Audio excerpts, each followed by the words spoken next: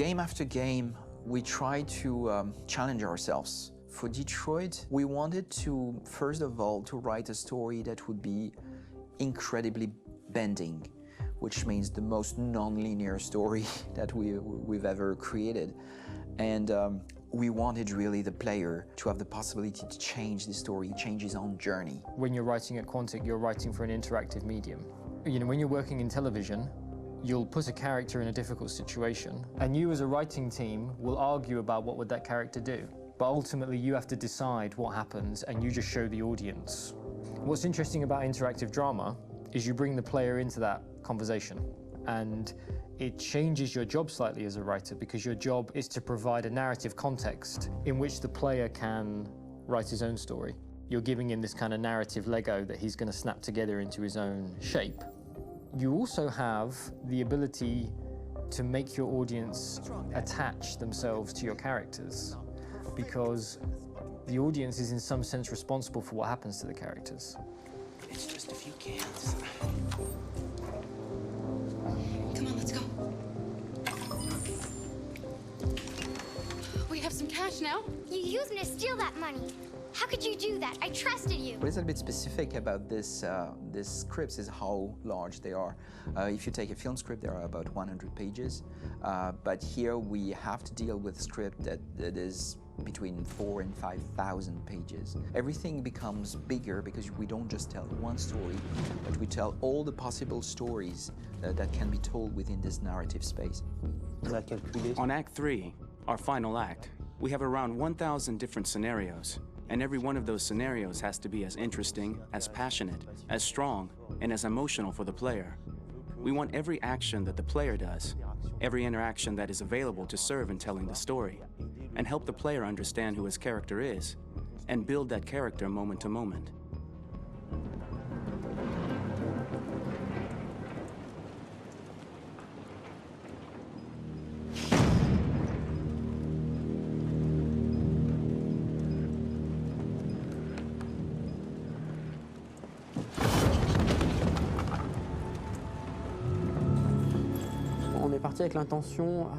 We started with the intention pretty early on that we would never lie to the player.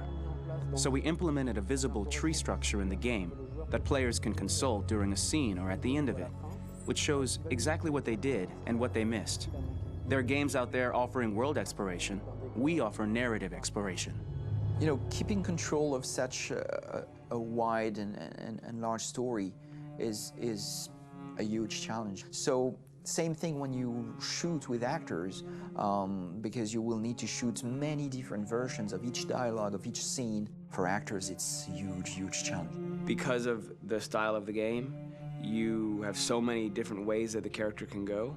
Every decision, it's what I call kind of choose your own adventure. Like every decision that the player makes, it's going to open up 40 more pages of material and experience that ties in, which means as a performer, you have to try to continue to make things feel real that the player might not ever see, but also that in performance, it's not always connected to a previous act. It's grueling, it's hard work, but it's a great team, and I enjoy doing it. I was really frustrated, until I got to this point where I kind of was able to step outside of my own experience and even in a lot of ways my own process, and be able to step outside of that and okay, this is something new, what do you need? How do I meet you there? How do I give you what you need and still feel like I'm doing what's right?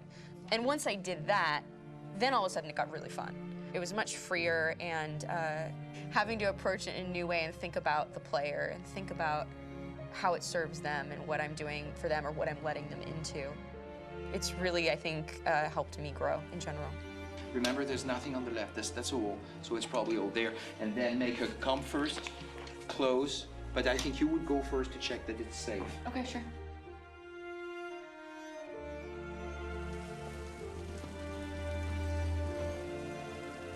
The most enjoyable thing about working in performance capture on this kind of project is that if I shot a film, I would get to do one of these endings. I get to do so many different things as Connor. Your head goes all over the place because you're trying to keep track of basically 4 different storylines for each different response. What's the name of my dog? Buddy? Scout. I think it's Jack. I can't remember. So I worked with physicality a lot because it was a good way to anchor myself in these different rings of the tree as the story grows out. I know where that is physically in my body, and then I can switch more continually on set, and it'll be entirely up to the player to determine what order those things come out and what they look like from a distance. Like if you're playing through it, the culmination of all of that will be their version of Connor. I'm faster than you, and I don't feel pain.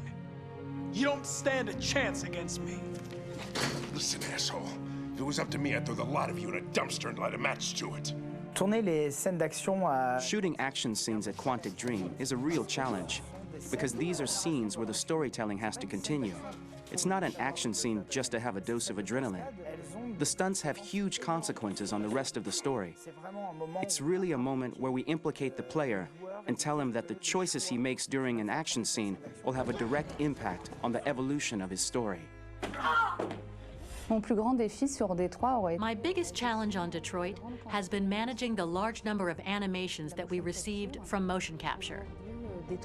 Detroit features more than 37,000 animations, which is a huge amount to handle on a daily basis.